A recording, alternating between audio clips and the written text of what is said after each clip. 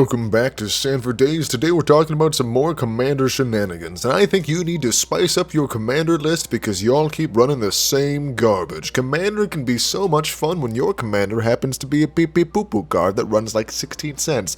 So in this video we're going to go over 10 fun Commanders that are very, very cheap. Because your Commander does not need to break the bank to be both fun and effective. But do keep in mind, these Commanders are supposed to be fun. These are not CEDH level Commanders, and you will have a bad time at 4s and 5s with them, but I think they present very fun deck building challenges, and they are ranked in order of how fun they are to build the deck around. So let's start off with number 10 on the list, which is Winter Cursed Rider, coming in at 10 cents with a passive ward that says pay 2 life, and all of your artifacts are going to get that while he's on the field, meaning that if you protect him and you run an artifact heavy deck, you can have some serious fun. If people want to burn your artifacts, they have to burn themselves a bit too, which is super nice, and the best part is it only charges up his exhaust ability, which can act as a one-sided board wipe, assuming you're not fighting other artifact decks. I personally built this deck recently as a hyper budget deck. It came in at $26 or so, and I have a lot of fun. I played it into 2 and 3 bracket decks, and I've had no trouble whatsoever holding my own. I'm yet to win, but I've been very close. Deck list is going to be in the description below, and I promise if you go ahead and say gotta go fast every time you take a turn, it'll be even more fun for you. Next up is number 9, coming from the Fallout set, and it hurts me a little bit because this is going to be an enchantment heavy commander, which is 3 Dog. The low price of about 8 cents right now, 3 Dog will allow you to pay 2 in order to sacrifice one of your aura enchantments and make a copy of it attached to each attacking creature. Especially because of the low mana point of 3 Dog himself, there's a high possibility that he's going to be able to safely attack into some opponents to sacrifice that aura and reattach it to himself while buffing up whatever small army you may have. Perhaps you're going to run this with like a heir apparent to get a bunch of tokens. Or maybe you're just running enchantments that make tokens. I don't know, have fun with it. The next pick on this list is going to seem a little bit strange. It's only a 3-cent card, and the weakness is only relating to the mechanic it pertains to, not so much the card itself, which is going to be Nanzil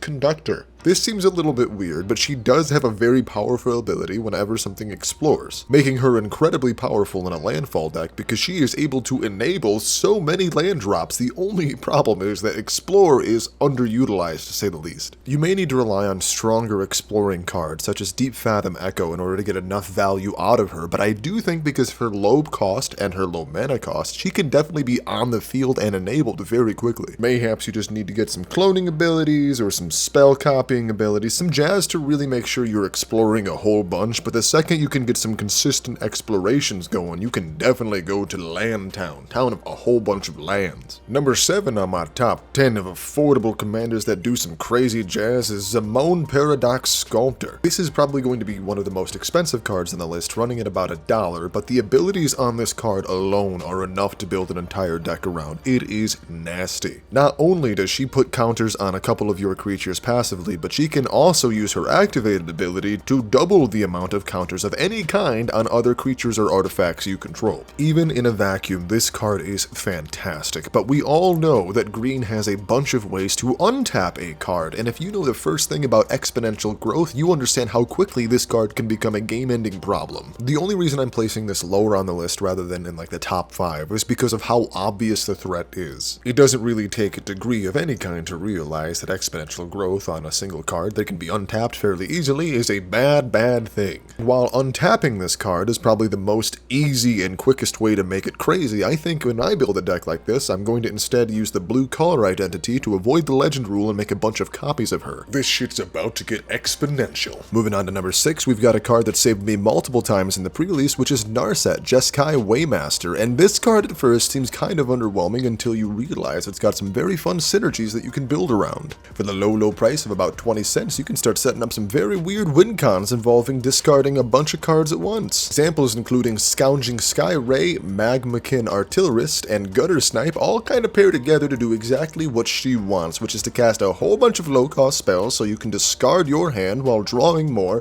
powering up, or destroying your enemies outright. Just make sure if you attempt to build a deck around her with the pre-described win con, you include cards that can capitalize on either casting spells, discarding cards, or copying those cards that do the 2 other things I just mentioned. On another side note though, I really do love building commander decks around cards like this one, where I kind of feel like I'm trying to put together a puzzle on my side of the board and not really paying attention to what everyone else is doing, because once I've got all the puzzle pieces, I've kind of already won. Also kind of wanted to throw in here that Fleeting Effigy is kind of a no-brainer, as it counts as a spell to increase your discards, but you can also choose which order these things go off in, so it can be pretty, pretty helpful there to get more spells.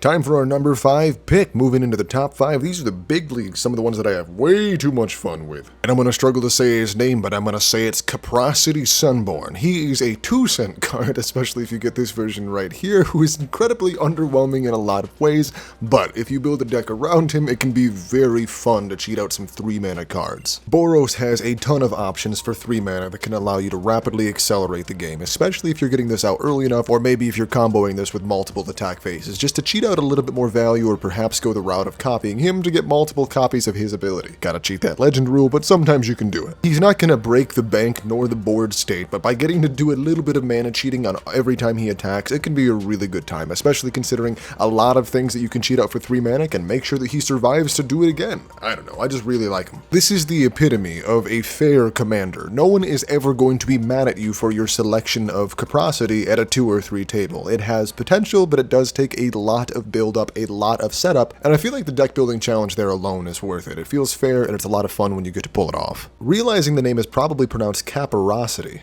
not Caprocity. Caprice? Regardless, moving on to number 4, we have Victor Valgos Seneschal.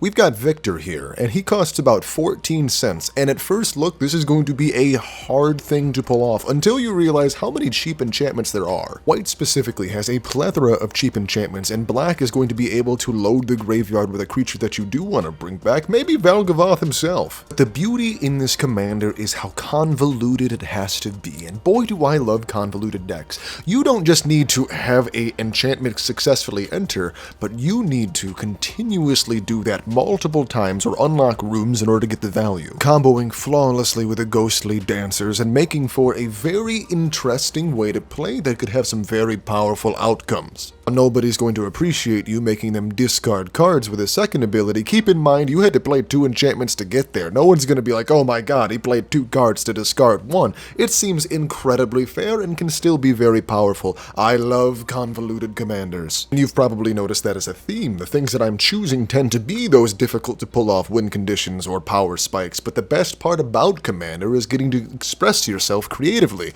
and using a more complicated commander with a lesser face-rolly type idea is so much fun. At least for me. Maybe you can disagree in the comments. Moving on to number 3, this is truly going to be the most expensive commander I list today, being Eluj of the Shoreless Sea, running between $1.99 and $3 at time of recording. This is a mono blue beast. It is a smacker itself that reduces the cost of your first sorcery or instant spell on every single turn. It doesn't say your turn, it says every turn. It does take some time to build up the flood counters, so it does feel fair. He's very susceptible to removal if you're not protecting him properly, but if you get Eluj to stick on the board, you become a terror, running counterspell after bounce after draw more cards, and you can scale very, very crazily. Do be prepared, if you play Eluj, I guarantee people will be able to think that that is a lot scarier than it is early, so you may be targeted out of the game quite quickly. For full transparency, Eluj is my wife's favorite commander, and for some reason it just triggers everybody to no end, so she gets targeted an awful lot. Okay, let's be real, everybody knows exactly why we're targeting a mono blue player, but still, come on, it takes some time to get off the ground here, but I would highly challenge you to make an Eluj deck. It is a very fun commander. Oh boy, now we're into some of my spicy picks, and I love number 2, being Niko, Light of Hope. This card comes from the Duskmourn set, one of my favorite sets of all time, rocking a 30-cent price tag, and it is ludicrous. I do not understand how there aren't more Niko decks, because that passive alone, where it enters with 2 shard tokens, is nutty, and then you get to exile a creature and make the shards become copies of it until the beginning of your next end step. Please think about the applications of bouncing Niko themselves. Not only is duplicating that trigger super easy, but it's incredibly rewarding. The more shard tokens, the more you can duplicate a non-legendary creature that perhaps has a very cool on-attack ability, which you can find very easily in white. And the shards themselves aren't totally useless, because you can use 2 mana to sacrifice them, scry 1, and then draw a card. So if you're in a pinch, you can find more answers using that ability. Not to mention, it's inside blue and white, 2 of the sturdiest possible colors, because blue can counterspell where white can keep your creatures alive. This is just the most absurd combo that seems to be massively overlooked. I don't even know where to begin when I'm building my Niko deck because the possibilities seem so endless, but I do know that I need to build one. I need to get it done soon, but my card selection is just so huge and the possibilities are so endless. But if you have a great Niko deck, please let me know where I can find it to take inspiration inside of the comments. We are on to my grand sleeper, the number 1 of this list, what I believe may be the most overlooked card for a commander in history. Now that is my opinion, so it doesn't really mean that much, but our number 1 slot today is Redshift, the Rocketeer Chief. This guy is lunacy. He has Vigilance, which doesn't really matter, on a 2/3 body for 1 red, 1 green, and he has the tap ability of add X mana of any one color, where X is Redshift's power. This ability can only be activated in order to activate other abilities, but keep in mind his exhaust quite literally says, put any number of permanent cards from your hand onto the battlefield. Lay it out for ya. Redshift is a flat-out, slightly worse version of Omniscience on a stick in colors that can use it better. If you get Redshift and his ability off, it is going to turn into a version of Jurassic Park where the dinosaurs all listen to you in a single turn. Neither red nor green have issues adding power onto this boy in the first place, not to mention they have no shortage of amazing targets to cheat out. Seeing the high cost of his exhaust ability is going to make people mistake this as not a threat, but they will make that mistake once, and it will be glorious. Now, if I have managed to inspire you to make a commander deck with any of the listed cards today, please let me know in the comments and subscribe. I would be so happy to hear about what you're doing with any of these picks. Also, if you like what I've got here, come back. I'm going to be making at least 1 video a week. But as always, this has been San for Days. I'm Course, and I get everywhere. Bye-bye now.